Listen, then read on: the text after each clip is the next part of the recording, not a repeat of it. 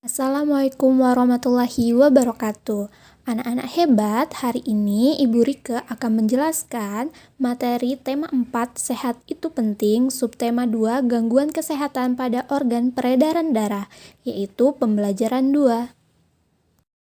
Materi pembelajaran kita pada hari ini yaitu Bahasa Indonesia dan IPA, Ilmu Pengetahuan Alam. Adapun materi Bahasa Indonesia yaitu pantun, sedangkan IPA gangguan organ peredaran darah. Anak-anak hebat, apa itu pantun? Pantun adalah jenis puisi lama yang tiap baitnya terdiri atas 4 baris, serta memiliki sampiran dan isi. Ciri-ciri pantun ada 4. Yang pertama, bersaja A, B, A, B. 2. Satu bait terdiri atas 4 baris. 3. Setiap baris terdiri atas 8 sampai 12 suku kata. 4. Terdiri dari 2 bagian yaitu sampiran dan isi. Tangan berdarah, luka dibalut, lalu tutup dengan kain lebar. Kalau bersin, tutuplah area mulut agar penyakit tidak menyebar. Nah, anak-anak, dari contoh pantun ini, mari kita identifikasi apakah pantun ini telah memenuhi ciri-ciri pantun. Selanjutnya, isi dan amanat pantun. Amanat pantun adalah nasihat atau pesan yang disampaikan melalui pantun. Amanat pantun bisa diketahui dengan cara mengamati dan memahami bagian isi pantun. Isi pantun terletak di baris ketiga dan keempat. Perhatikan contoh pantun berikut. Tangan berdarah, luka dibalut, lalu tutup dengan kain lebar. Kalau bersin, tutuplah area mulut agar penyakit tidak menyebar. Makna dari pantun ini adalah ajakan untuk menutup area mulut saat bersin agar penyakit tidak menyebar. Pantun kedua, Tuan Putri memakai batik, batiknya panjang, kainnya lebar. Air putih lebih baik, dehidrasi hilang, tubuh pun bugar. Maknanya adalah ajakan untuk mencukupi asupan air putih agar tubuh terhindar dari dehidrasi. Dehidrasi ini artinya kehilangan cairan tubuh ya anak-anak.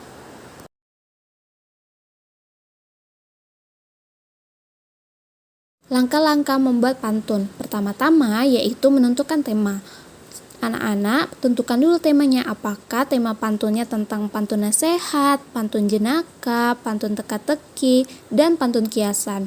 Kedua, membuat lebih dahulu 2 baris isi. Setelah 2 baris isi dibuat, kemudian perhatikan suku kata terakhir 2 baris isi itu. Setelah itu, langkah yang terakhir, membuat 2 baris sampiran dengan syarat suku kata 2 baris terakhir sama dengan suku kata terakhir 2 baris isi, sehingga sajaknya akan ABAB.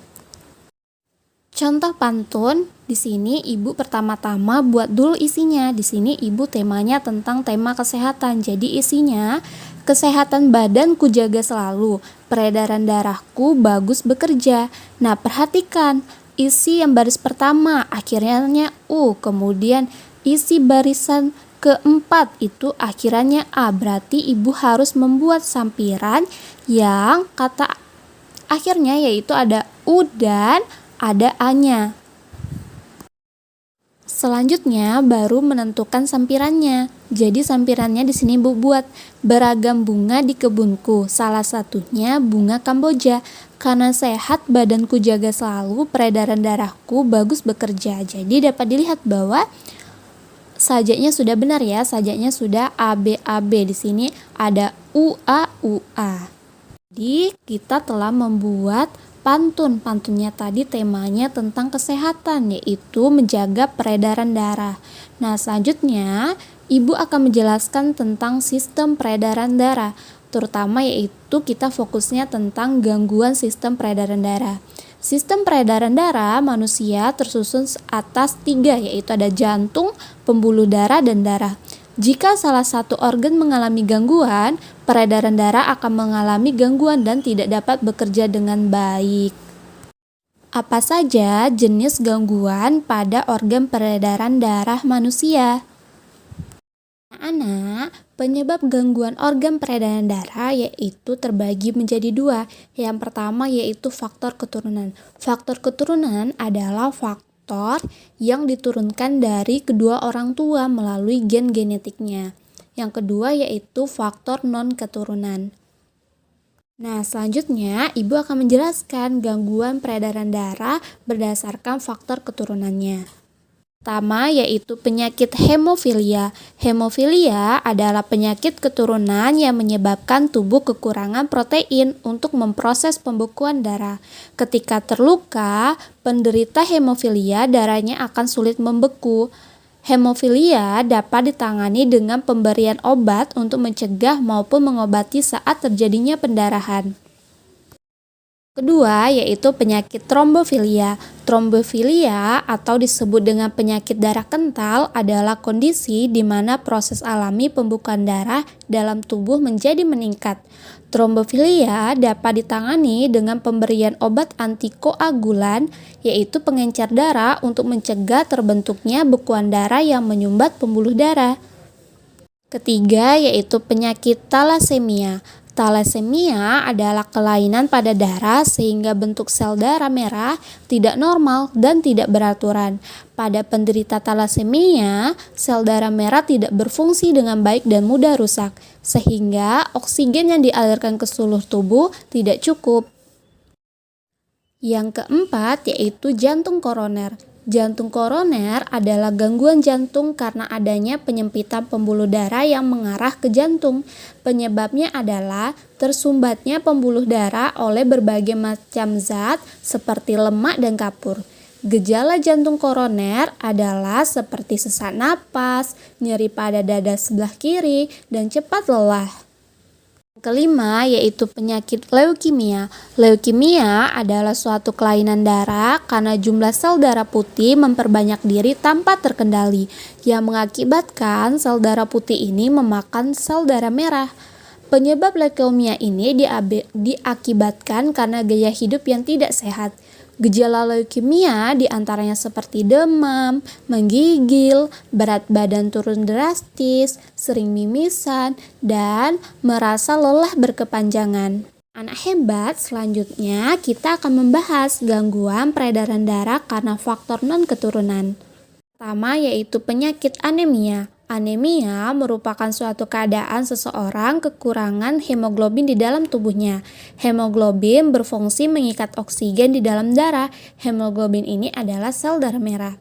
Penyebab anemia adalah makanan yang dikonsumsi kurang mengandung zat besi. Nah, kalau terkena anemia, gejalanya yaitu mudah lelah, tampak lesu, pucat, dan sering merasa pusing. Selanjutnya yang kedua yaitu penyakit hipotensi. Hipotensi adalah kondisi ketika tekanan darah di dalam tubuh menurun, yaitu lebih rendah dari keadaan normal 90/60. Penyebab hipotensi adalah faktor usia, efek samping obat-obatan, penyakit jantung, dan pendarahan hebat. Gejalanya adalah seperti pusing, mual, pingsan, konsentrasi berkurang, lemas, dan pucat.